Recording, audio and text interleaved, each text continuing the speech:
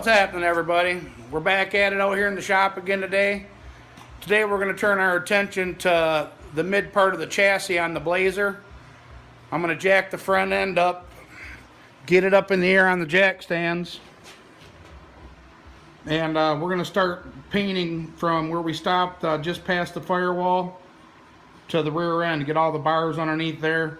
There's a lot of aluminum under there too, but we're not going to worry about the aluminum. I just want to get the bars protected.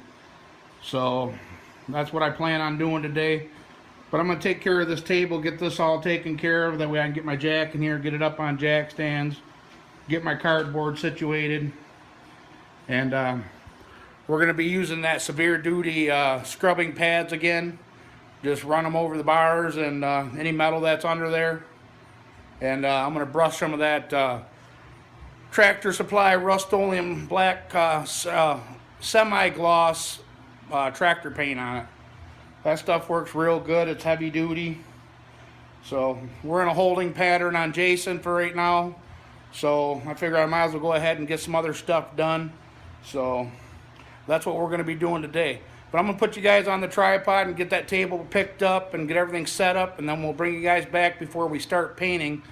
And I want to check out, make sure that the seat tabs are welded to the frame. And I've never even actually crawled underneath the Blazer and really checked out the whole chassis, you know, real good. But I'm going to bring you guys along for that with me. So here we go.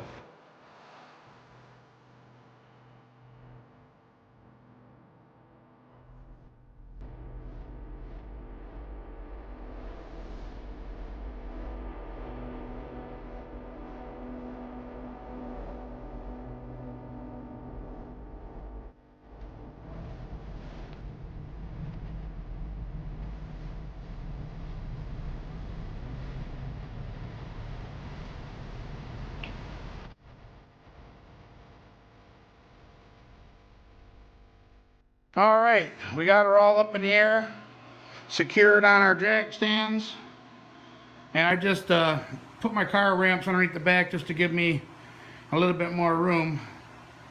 You know, I'm not no little skinny guy, so the more room the better.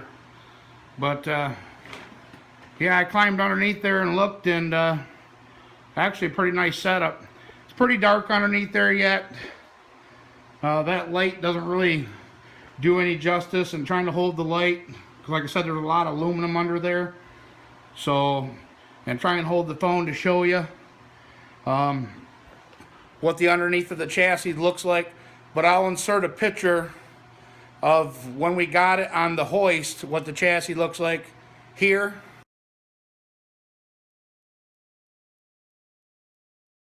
Yeah, that's pretty badass chassis, let me tell you what.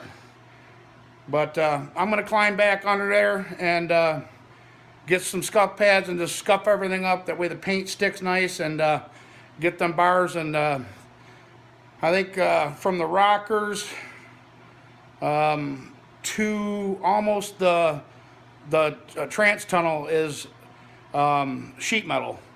So I'm going to scrub that up also and just get some paint on it. But after we get it done, after I get it scrubbed up and get some paint on it and stuff, we'll bring you back and we'll show you some highlights of it. So I'm going to put you guys back on a time lapse, and I'm going to get to work.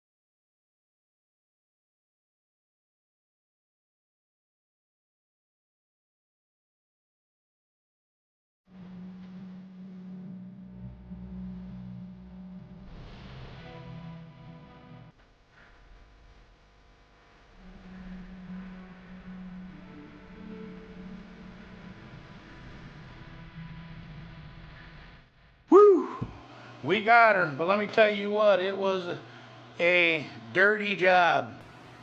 Anytime you scrub on chromoly, you get all that dust in the air. Like I said, it wasn't really rusted real bad. It was just I wanted to scuff it up basically, just so the paint would stick good. There's a couple spots yet that I'm gonna end up touching up. It's pretty much drying right now, but my trouble light died, so I got it charging. We got it up here charging on the. As you can see, the light's red on it. So, but instead of using this gloss black implement paint, which is a good, a good paint, heavy-duty paint, Rust-Oleum, we used. I had a couple cans of this roll bar and chassis paint, so we used it underneath, and I think it turned out a lot better. But I was just worried about the overspray, is why I originally wanted to brush the stuff on like I did with the K-member and all that stuff up front. But we ended up taking sheets and putting sheets over the El Camino and then putting the car cover on it. So in case overspray tried to bleed through the cover. But yeah, I mean, it turned out pretty good. And on the inside, what I'm gonna do here, I have, let me see if I can get over here, and I have another can.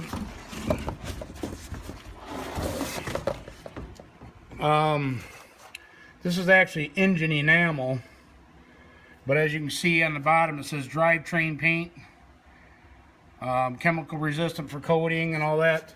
And it is, I don't know if you can see it, but it's like a charcoal gray, sparkly. So that's what I want to use for the inside cage. But we're gonna have to brush a lot of this stuff on. I mean, it's all chromoly, but I think it's still got the plastic on the aluminum here. So like I said, there's still open bars there I'd like to touch up. The floor, like I said, it ain't bad. It's just a couple spots, got a little surface rust here and there starting. But I might go see if I can find some of the roll bar and chassis paint that comes in a can, and then we're gonna brush it on. I'm gonna have the boy, since he's very tiny, he can fit, sit back here on the wheel tubs and get both sides of the bars and get all this taken care of too. I might as well try and get this done while I'm in the painting mood. But I don't know if anybody's gonna have that stuff in stock, because I really would like to go gray. I don't want black. Black gets so hot in the heat. A charcoal gray I think would look good in there. The dash, I want to redo the dash also on the paint on it. So when the windshield's out, I could probably get that part done, redo the dash also. But as soon as this trouble light charges up, we'll bring you guys back, and we'll climb underneath, and I'll show you the progress that we got on there so far. And yeah, I think it turned out real good. So hell yeah, brother, she's coming along step by step. All right, let me get my trouble light charged up and we'll bring you guys right back. All right, guys, while we're waiting on our trouble light to charge up and our chassis to dry up a little bit, I wanted to get your guys' opinion on something regarding the drive shafts that I got with the Blazer. As you can see here, I got both drive shafts pulled out of the corner there and kind of laid out. I figured I'd paint this new one, chromoly one, if I was going to use it. But like I said, it already has a race aftermarket race drive shaft that came with the truck also. It has brand new 1350s in the rear and brand new 1350s in the front, and it already has probably a stock yoke on it, I would imagine. But he ran this in this truck before with the big block 400 turbo setup. Same wheelbase. Transmissions in the same location as it was. So everything is the same. But he also purchased this chromoly drive shaft, this 4130 seamless chromoly drive shaft, which I don't know if you guys can read this here. It's 3-inch. I can't really read that number there, but CM tubing, which stands for chromoly tubing, and it also has a sticker here that I can't make out too good of where it came from or who did the work on it. But this drive shaft, the chromoly one, has hardened ends already on it. When they did the chromoly, they put the real heavy duty hardened end caps on both ends here. So this is actually a better drive shaft in my eyes. It already has a 1350 in the rear. Let's see here. So I was just wondering, would you run the chromoly drive shaft? I'd have to buy a different yoke. I'd probably, if I was going to run the chromoly drive shaft, I think I would buy a billet yoke, and obviously we're going to have to buy another 1350 U-joint to put it together. But let me see if I can square this up a little bit here in the back. As you can see, the chromoly one is a touch longer, but you can also see on the yoke where the other one was riding. So there's, shit, 1.5 inches. And I think it would work. Obviously, he wouldn't have bought and spent the money on the chromoly drive shaft if it wouldn't work. Maybe it wasn't engaging into the trans far enough, or what have you. But yeah, I just wanted to get your opinion on what you would do. Would you stick with the aftermarket drive shaft that was already in the truck and just run it? Like I said, I wish I had a scale to weigh the two to see which one would be lighter, because overall rotating mass, the lighter it is, the better, you know, the faster the truck would be also, for less rotating weight mass. So I don't know what drive shaft would be heavier, but I know one thing, I'm sure that chromoly is going to be a lot tougher of a drive shaft versus, you know, that one.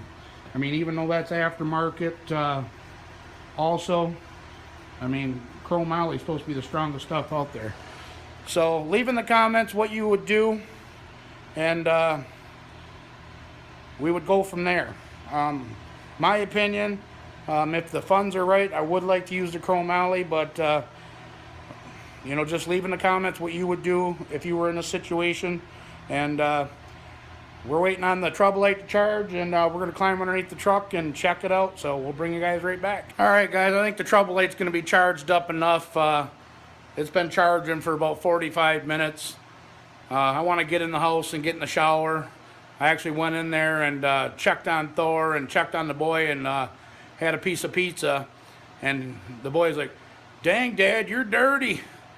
So a nice hot shower. I feel good right now. So I think the trouble light will be charged up enough to climb underneath here and show you guys what we got done. We're still going to have to do some touch up. But like I said, I ran out of the roll bar and chassis paint, so I'm going to have to go get another can of that and do a couple touch up on a couple bars that need fixing up. I could brush the stuff on, but I think it looks so much better sprayed. So we're going to climb underneath here and check it out. Hopefully we can get a good look at everything. Like I said before, the lighting ain't the greatest.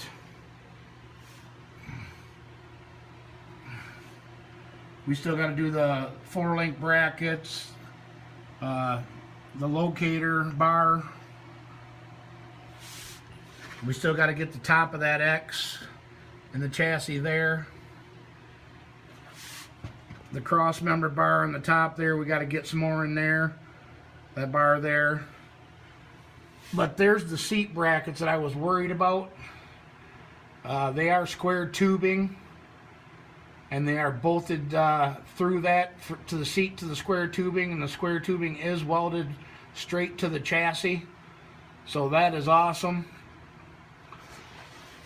Let's see if I can get up here. We got to get that bar up there that holds the mid plate in. We got to get that painted up yet. But overall, I mean, we got a lot of it. It looks pretty damn good.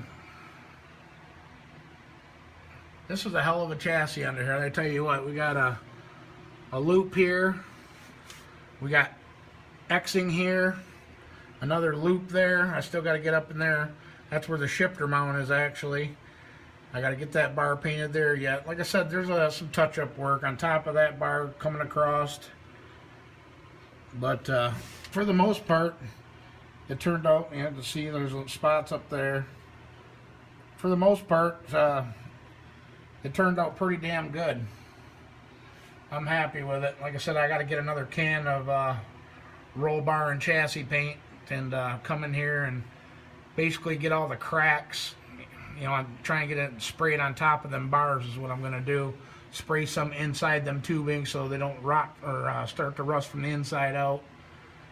And see if I can get on top of the Xing here and on top of that bar there. But yeah, she's good to go. A little touch-up work and we'll be in like Flynn. We still got to do, like I said, the 4-link brackets in the back. I'm going to paint them. The chromoly tubes for the rear end, the locator bar. We got to clean up the rear end housing and all that stuff. Still got work to do. Let me climb up out of here. Oh.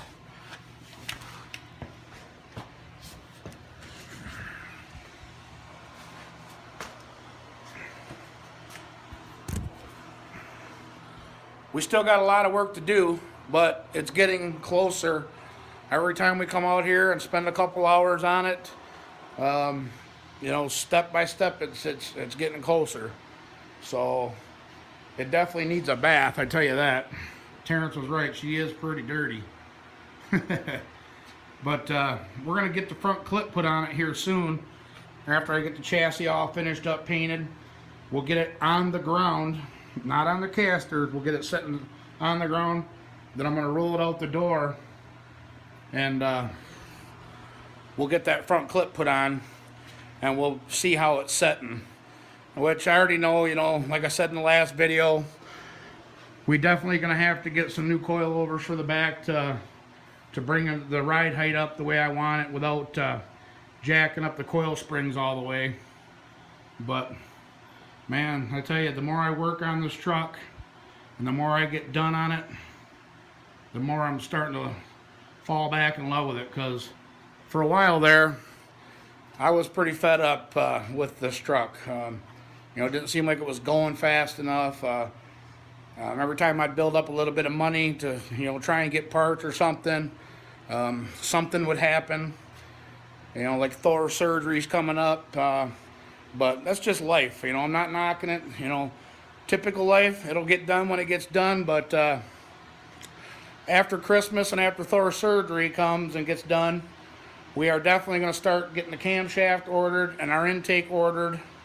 And I'm going to, like I said, when it comes back from Jason, we're going to pull the engine out, get it on the stand. I'm going to blow it apart, check all the bearing clearances, the end play on the crank, and probably do a ball hone on it and put it back together. That way I know in my own mind that it's good. You know, this is the first used engine I've ever bought as far as race engine goes. I usually build my own stuff. So, I mean, I'd hate to, I mean, we've already had trouble with the upper half of the engine when we first got it. The camshaft that's currently in it is junk. The rockers were crashing into the guide plates. There was a bunch of issues with it that I wasn't happy with. So for as much time as it's going to take for me just to pull the pan off, check bearings, check end play, you know, do a ball hone on it and then put it back together for my own purposes, hell yeah. But anyways, guys, this video is getting pretty long. I'm going to run in and grab a shower, get cleaned up. I'm pretty filthy. Dirty job painting. But as usual, I really appreciate everybody for watching. Don't forget to like, comment, share, subscribe. Hit that bell notification for notifications. And we'll catch you guys on the next video. All right. Bye-bye.